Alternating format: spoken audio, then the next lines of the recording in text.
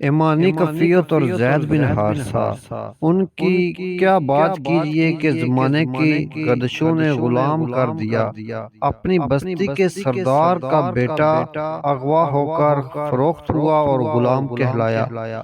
بستیوں اور شہروں کا سفر طے کرتا مکہ میں آیا، فروخت ہوا اور ام المومنین ختیجہ نے خرید لیا۔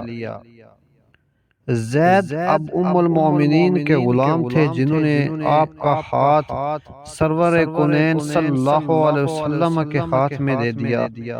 زید کی قسمت بدل گئی، پیارے آقا کے غلام ہوئے اور ہم سب کے سردار ہو گئے۔ بہت دن گزرے کہ حارث کو معلوم پڑا کہ پیارا بیٹا زید مکہ میں ایک شخص کا غلام ہو چکا ہے۔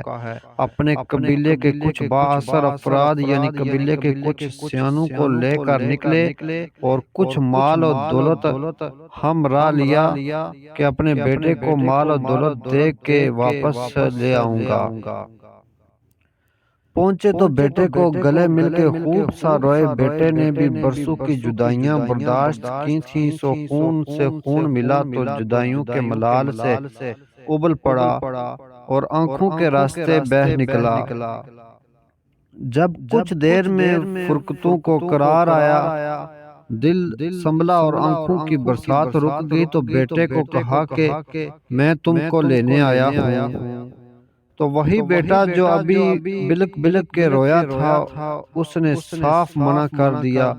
باپ نے حیران ہو کر صاحب مکان کی طرف نگاہ کی کہ دیکھیے یہ میرا بیٹا ہے جو آپ کا مال و متاع خرچ ہوا میں آپ کو دیتا ہوں، اور اگر کوئی مزید شرط ہے تو میں پوری کرتا ہوں، اسے میرے حوالے کر دیجیے۔ بنی ہاشم کے چراغ صلی اللہ علیہ وسلم نے بہت نرم سے لہجے میں یہ کہا کہ یہ آپ کا بیٹا ہے، آپ کو اجازت ہے اسے لے جائیں، لیکن اس سے پوچھ لیجئے کہ اس کی منشا کیا ہے۔ حارث پھر اپنے بیٹے کی طرف متوجہ ہوا، دوبارہ جو پوچھا تو وہی جواب تھا کہ میں جناب محمد صلی اللہ علیہ وسلم کے ساتھ رہوں گا۔ باپ کے لیے بہت عجیب منظر تھا اور شاید آسمان نے بھی ایسا کوئی منظر نہ دیکھا ہوگا کہ محبتوں سے اور قربتوں سے جدائیاں عزیز تر ہو گئیں۔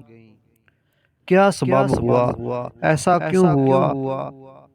سب یہ تھا کہ اب پیارے محمد صلی اللہ علیہ وسلم کا ساتھ تھا، رحمتوں کا نزول شب و روز ہوتا، محبت یوں بانٹی جاتی کہ اجداد کی محبتیں دور کہیں پیچھے رہ گئیں۔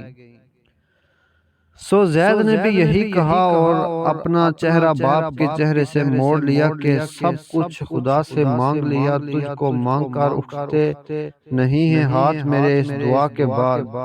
باپ اپنے قبیلے کو واپس پلٹا، آنکھوں میں آنسوں اور زبان پر دعائیں کہ بیٹا جہاں رہنا خوش رہنا۔ باپ کو کیا معلوم تھا کہ صحراؤں کی کسی نامعلوم بستی کا ایک معمولی سا بچھڑا اور گم شدہ بیٹا جو غلام ہوا وہ زمانے قیامت تک کے آنے والے لاکھوں کروڑوں نہیں اربوں انسانوں کا سردار کہا جائے گا۔